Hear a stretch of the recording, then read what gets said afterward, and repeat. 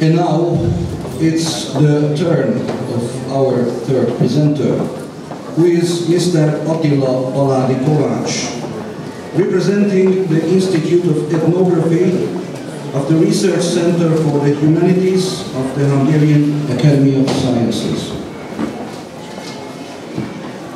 Дозвольте мені представити нашого третього доповідача цього пленарного засідання. Ним є пан Attila Paládi-Kovács, хто представляє Інститут етнографії Науково-дослідного центру з гуманітарних наук Akadémia náluk Ugrasztjön.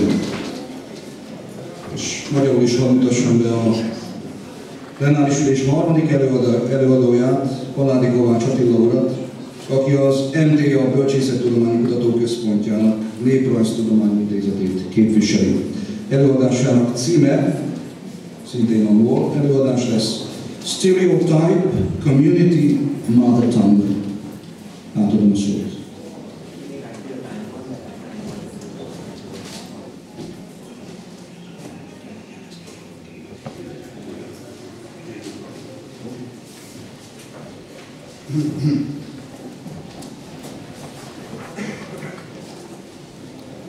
Mr. Chairman, ladies and gentlemen, I have some copies in Hungarian and in English too of my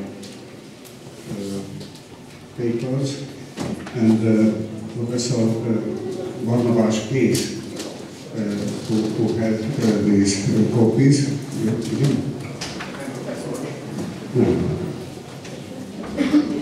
You can get some copies. Ja. Magyarul is mondom, hogy van néhány példányom angolul és magyarul is az előadásokból, és azt tervezem, hogy angolul kezdem, elmondom a javát, és aztán magyarul összefoglalom az előadásomat. Stereotype, Community, Mother Tongue. 4 pontból áll az előadás igazából. Az első, mi a sztereotípia, what does it mean stereotype, a verbális sztereotípiák, verbal stereotypes are in our speech, what kind of verbal stereotypes are.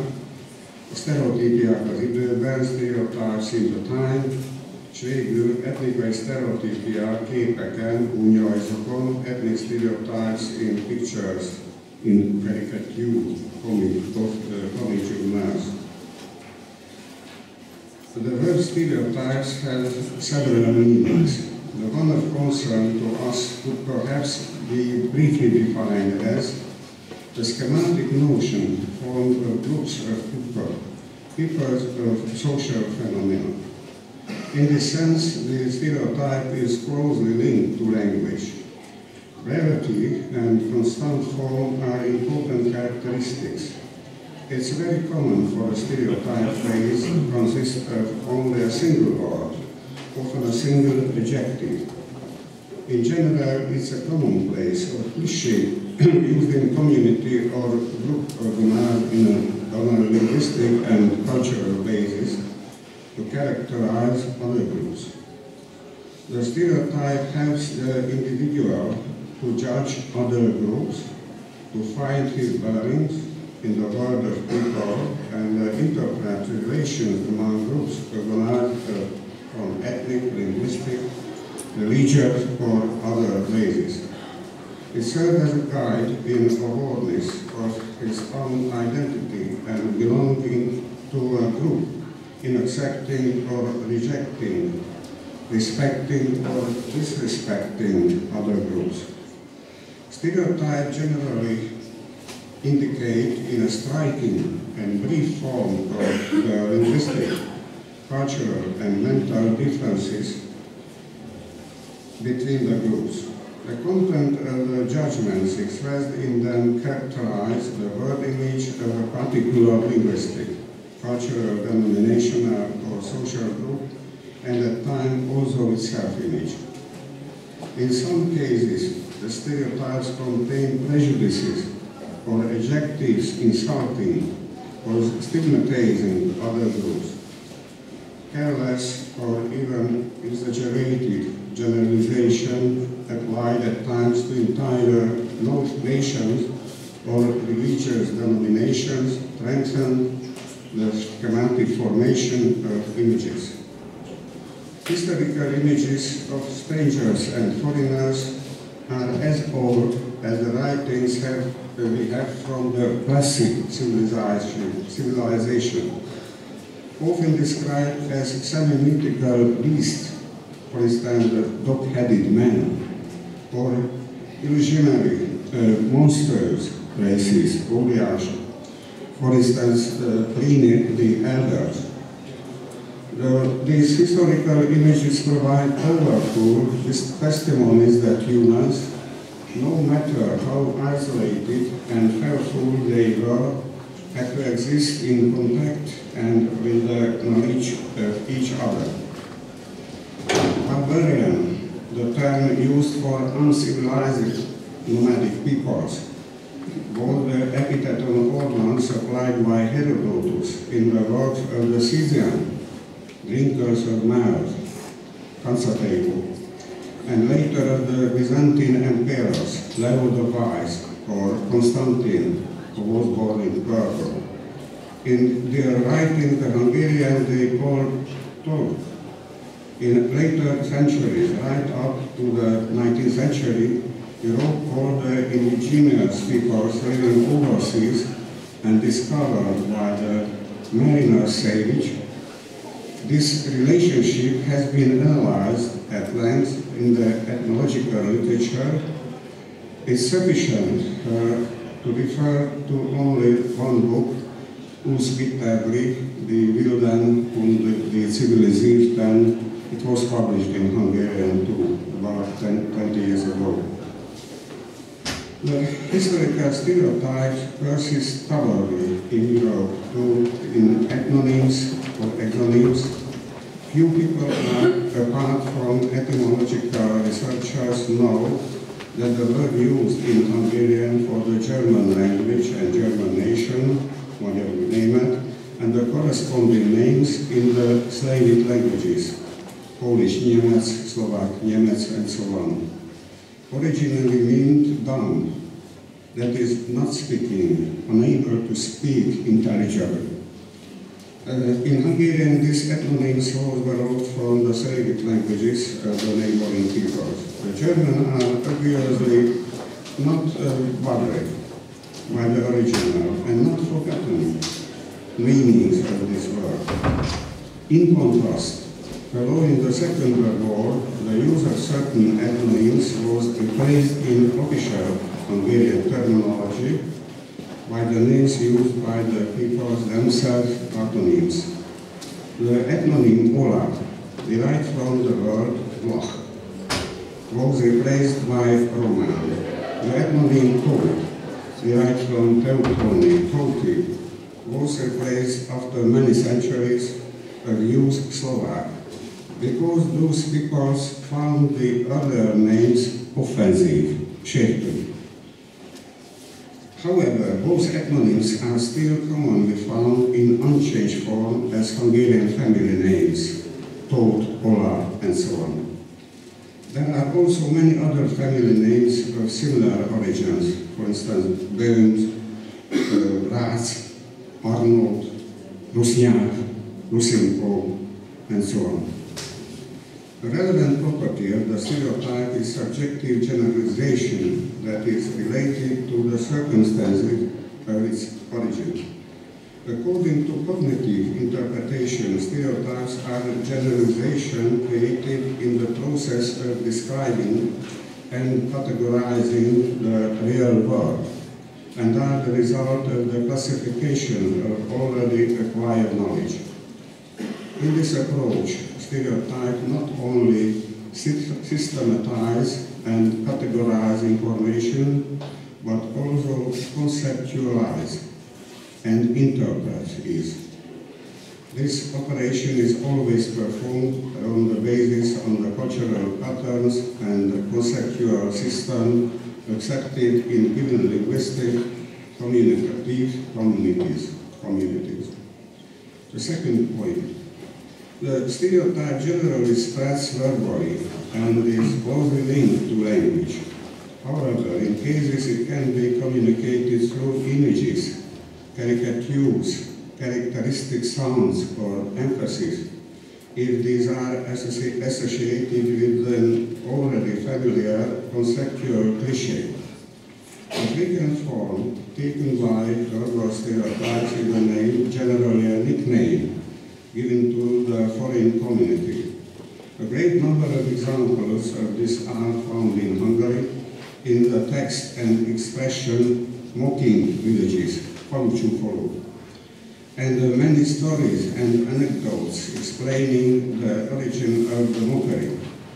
A large collection can also be compiled from the nicknames applied to each other by social strata, occupational and denominational groups.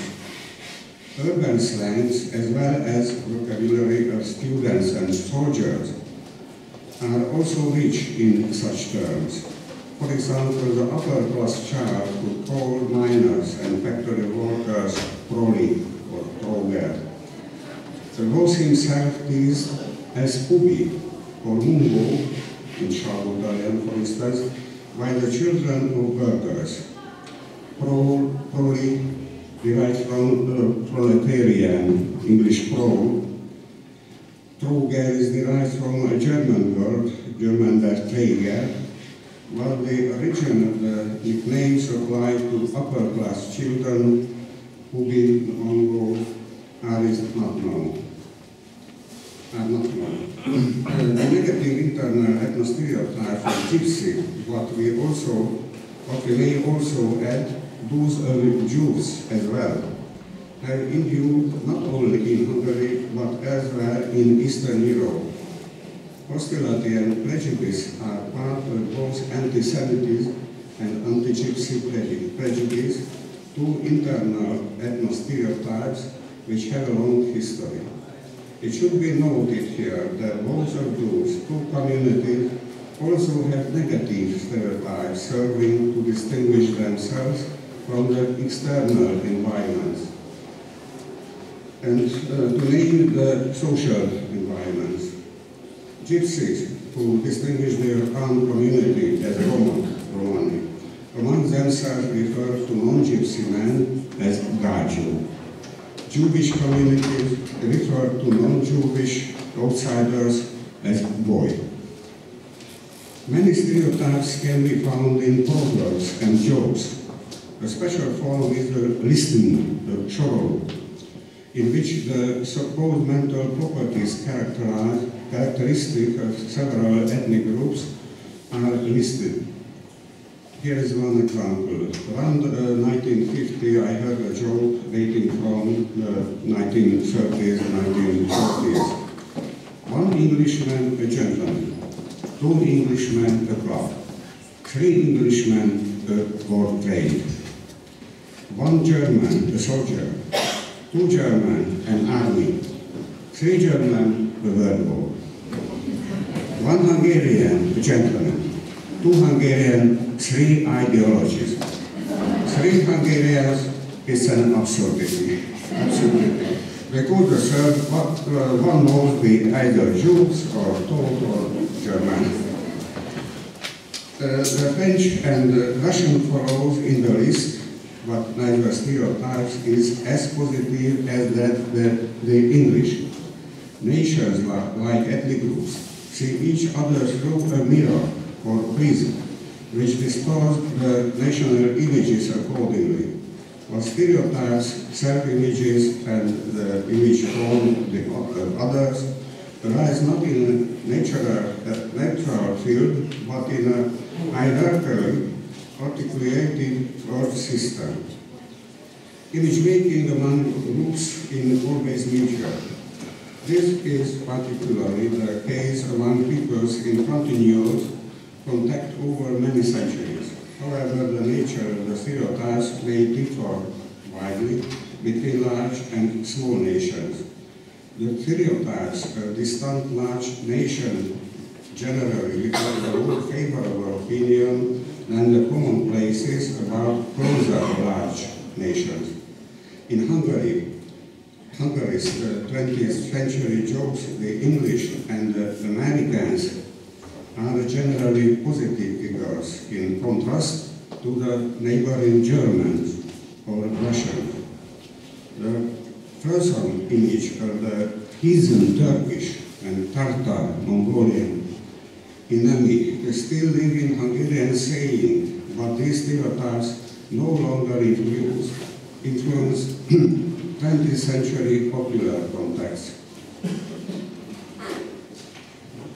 The third point, stereotypes about peoples also change and are exchanged in the course of history. For example, German-Hungarian relationships are better today than ever before. Though one cannot avoid remembering the dismal outcome and atrocities committed during World War II. In the last half century, the positive stereotypes of Germans and Austrians, work-living, diligent, frugal, and so on, that always existed have become more widely accepted in Europe. In cases the old cliché can be seen to persist. One such example is the earliest phaeton of the image of Hungarian in Europe. The marauding foray by the Hungarian following the settlement in the 9th, 10th centuries established their bad reputation in Western Europe. This image became associated with topos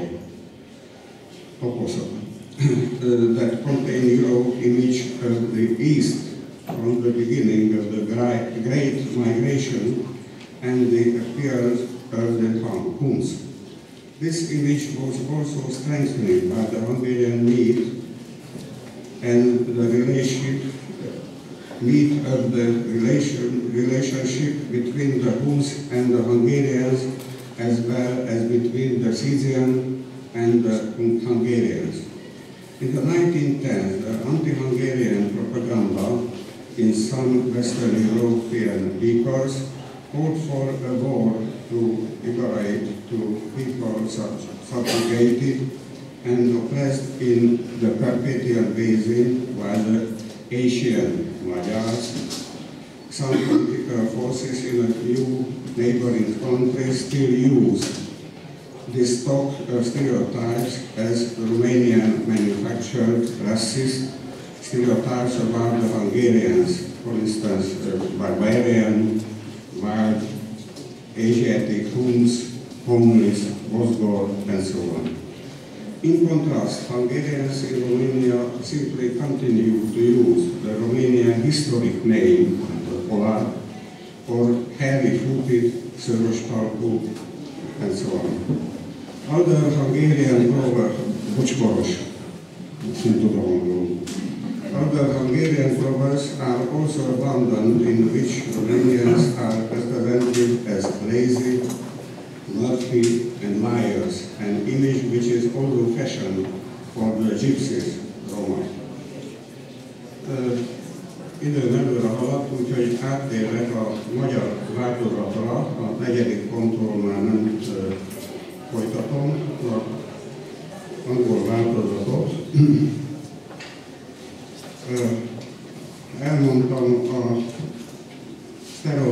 az első pontban a sztereotípiákról, hogy több jelentése van a bennünket foglalkoztató jelentés. Rövid definíciója talán az lehet, hogy embercsoportokról, népekről, társadalmi jelenségekről alkotott semiotikus képzet. Ebben az értelemben a sztereotípia szervesen kapcsolódik a nyelvhez. Fontos tulajdonsága a rövidség és az állandósult forma. Igen gyakori esetben a sztereotíp kifejezés csupán egyetlen szó, egyetlen jelző. Általában véve egy-egy közösségben nyelvi és kulturális alapon szerveződő csoportban használatos közhely, nyelvi klisé más csoportok jellemzésére. A sztereotípia haszna, mondjuk, segíti az egyént más csoportok megítélésében, az emberek világában történő tájékozódásban, az etnikai, nyelvi, vallási vagy egyéb alapon szerveződő csoportok közötti viszonyok értelmezésében. Minden nép gondolkodása és nyelve tele van egyébként sztereotípiákkal, és a folklórja is természetesen, és ezek öröklődnek, továbbadódnak, és lassacskán változnak a történelem folyamán. Ezek a sztereotípiák egy-egy csoportnak jellemzik a világképét, de olykor az önképét is. Tehát a tekintetben is, hogy ezek a sztereotípiák mennyire mélyen sértők olykor, és mennyire vezetnek el esetleg a gyűlölködési vagy a gyűlöletszítását. Az idegenek és a külföldiek történeti rajzai, imázsai igen régiek. Itt említettem, hogy a ókori civilizációkból ránk maradt írások, már Plinius és mások is, Hérodotosz is ugye emlegetik ezeket, a barbárokról szólva természetesen, és ezek a rajzok, ezek a 4-5 ezer éves feljegyzések olykor, a Bibliában, a zsidóságban is találunk ilyeneket. Azt mutatja, hogy az emberiség izolált, elkülönült, félős kis csoportokból állt, amelyek úgy pislogott a külvilágra, és hát bizonytalan volt a másságról való tudásában. Herodotosz emlegeti a szkítákat, hogy a kanszatei voltak, és hát még egyéb előítélete is voltak. Bölcsleót, Bizánci császárt, Konstantint, Luszintén, aki Bigorban született, szintén említették a magyarokkal kapcsolatban, és szóltam arról is, hogy a magyaroknak európai rossz híre hogyan alapozódott meg, és már a úgynevezett kalandozások korában, a 9-10. században, de hogy az is erősítette, hogy a magyar krónikák is a hun-magyar rokonságot és a hun-szitja rokonságot hirdették, már pedig a hunoknak is, a szitjáknak is, hát Nyugat-Európában nem jó a híre. Azon túl, hogy nomád barbároknak is itt tovább tekintik őket, de nagyon sok rosszat összeírtak a középkori krónikások a magyarokról is és az elődeikről is. Elmondtam azt, hogy a sztereotípia releváns tulajdonsága a szubjektív általánosítás, ami összefügg a keletkezésének a körülményeivel. Objektív interpretáció szerint pedig olyan általánosítások, melyek a való világ leírása, kategorizálása folyamatában jönnek létre, tehát a nyelv fejlődésében jönnek létre, és hát az osztályozást segítik, bizonyos olyan osztályozás termékei. Tehát nem csak rendszerezik, kategorizálják az információkat, hanem konceptualizálják, értelmezik is. Szóltam konkrétan társadalmi csoportok közötti gúnyolódásokról, és így például polgárok és munkások közötti csúfolódásokról, amelyek még az én fiatalkoromban, gyermekkoraimban is léteztek. Én magam is ismertem, használtam ezeket.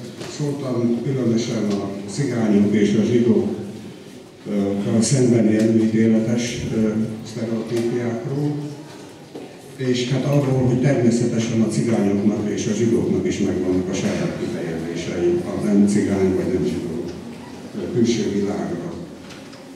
Emlegettem a sorolókat, mint egyfajta folklórműfaj ez is. Itt egy angol és a többi azt hiszem, hogy eléggé kifejezte a 30-as éveknek a felfogását, hogy mi volt ezekről a népekről a véleménye. Nem írtam be az oroszokról szóló szöveget, a magyarul úgy szólt, hogy 3 orosz az már alig maga és a 40 rabló. 2 orosz az egy brigád. Egy orosz a tanár is, hogy valahogy így kezdődött. Tehát az oroszoknak is van a magyarban, de gondolom más nyelvekben is vannak ilyen képei.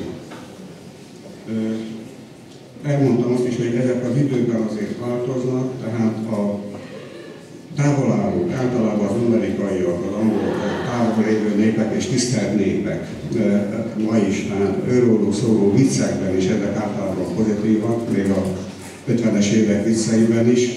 A hozzá közel álló, hát talán a náci Németországra vonatkozik ez, vagy a Szovjetunió idejében a oroszokra, azok pedig hát inkább ellenszenves színben tűnnek fel, és hát rájuk nézve sértők ezek a kifejezések. Emlegettem azt is, hogy a néhány szomszédországban is, még máig is a magyarokra is igen sértő sztereotípiák használatosak a mindennapi nyelvben. A magyarokat legjobban a hazátlan, a mozgó kifejezés sérti, az erdélyi románok kifejezésében. Itt nem szóltam róla külön, de megemlítem, hogy a sztereotípiáknak egy igen gazdag gyűjteményét adta Csaplovics János 1822-ben megjelent Etnográfiai értekelés Magyarországról című művében, amiben igen sértő sztereotípiákat ad például a ruszínságról. Tehát olyanokat, hogy azt mondja, ő orosznak nevezi, a ruszinokat azt mondja, hogy munkában megizzadt oroszni senki se látott. Vagy hogy a románok meg a ruszinok vallása csupa vastag babona. Más ilyen a magyarokra is mond, tehát azok főleg, hogy a lólopásban jeleskednek és hasonló. Úgyhogy pozitív sztereotípiákat inkább csak a saját anyanyelv nemzetére, a szlovákra és a németekre, mert ő főleg Bécsben működött. Úgyhogy Dohovics Bazil, aki a Magyar Tudományos Akadémia tagja volt, akkor még tudós társaságnak hívták, és a Ungvári Egyetemen, tehát a görög katolikus tudományi főiskolán tanított, és kiváló filozófus volt.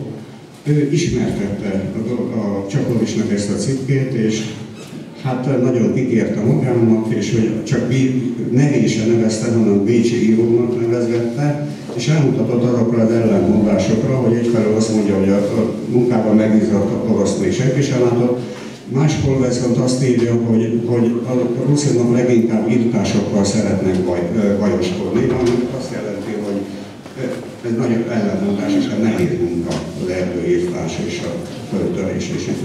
A dolog is azért pedig hát ugye a kritikáját azzal fejezi be, hogy az etnográfia, amely matézissel kezdődik tudni statisztikai adatokkal, és hát ezért érdemes lenne majd a filozofálásra is, nehogy végül véget érjen poézissel. Tehát, hogy ezek a sztereotípiák, sértő sztereotípiák igazából igaztalanok és hamisak. Úgyhogy mindenkinek ajánlom a figyelmébe, a Dohovics Bazil különösen tiszteljük ezért, hogy ő így kiállt. Az utolsó pár percben kérem szépen megmutatni ezt a pár képet, igen, amit a negyedik ponthoz gondoltam, igen, előadni. Ez egy pillanat. Itt arról beszélek a negyedik pontban, hogy a nyomtatásban megjelenik, akkor majd mindenki olvashatja. A két nyelvén a bécsi és a budapesti komikus lapok, nevezzük így angolul, mondjuk így érszlapoknak mondjuk talán magyarul, vagy akkoriban így hívták, több is volt, a bécsi Figarót emlegetem, különösen az a magyarokról is, ilyen csak hát vastagon ír, olyasmit, hogy hát a magyarok túlzottan szeretik a betyárjaikat. Hát a betyár romantikát már Lénau elterjesztette, úgyhogy a nyugat jól ismerte, és a 50-es, 60-as években, amiről a Szegény legények című film szól, az Alföldön valóban hát egy kicsit elszabadultak a betyárak, és akkor külön egy csendbiztos kellett arra ugye megbízni, hogy begyűjtse a betyárokat, stb. De hát a Figaro ezen élszerűdött, de főleg azon, hogy már akkor terjedt a Gulyásnak a híre, és azon tréfálkoztak, hogy hát a magyarok éppen istenükét kívánják avatni a szalonnát és na most mondtam a paprikát, igen, a paprikát és a szalonnát, a gulyást és itt tehát a zsíros, nehéz magyar ételeket már akkor ilyen gúnyosan illették a osztrák szomszédok, sógorok. A magyar lapok, Borszemjankó, a Herkó-Páter, a Bolondistók és társainak a rajzaik viszont azt figyelhető meg, hogy már ugye 70-es, 80-as évektől kezdve, inkább a 80-as években, 90-es években egyre erősödött a cigányokat és a zsidókat gúnyoló élet. Megvoltak nekik az alapjaik, a magyar is, meg a német polgár is, a pozsonyi német polgár, a szlovákra is, és itt tovább nevesített, kitalál fiktív nevek persze, de azért feltűnő az, hogy ahogy a zsidó polgárság gazdagodott és erősödött, egyre sértőbb karikatúrák jelentek meg a zsidóságról. Az első kép, amit mutatunk, ha jól gondolom, az a címe, és mondom angolul, The Hungarian Mother Calls Her Nationality Children. Ott vannak oldalt a nemzetiségi gyerekei a magyar anyának, de egyedül a zsidó gyerek, a kicsi, az szalad az anya ölébe. Ez azt fejezi ki egyben, hogy a nemzetiségeknek eszük állva se volt asszimilálódni, egyedül a zsidóság vállalta önkéntesen 67 után, amikor egyenjogúsították, vállalta az asszimilációt, önkéntes asszimilációt. Menjünk tovább egyet. A másik az már, az megmondom, 1879-ben Listó, The Portrayal of the Jewish Body, tehát a testnek bizonyos jellegzetességein élszelődik, tehát kiemeli a nagy orrot, látjuk ezen a férfi arcon, és hát a lábán azt igazán én nem értem, hogy mi volt itt a különösség, de hát ők úgy látszik, hogy ebben is találtak valamit, amivel a zsidókat lehet súfolni. Következő.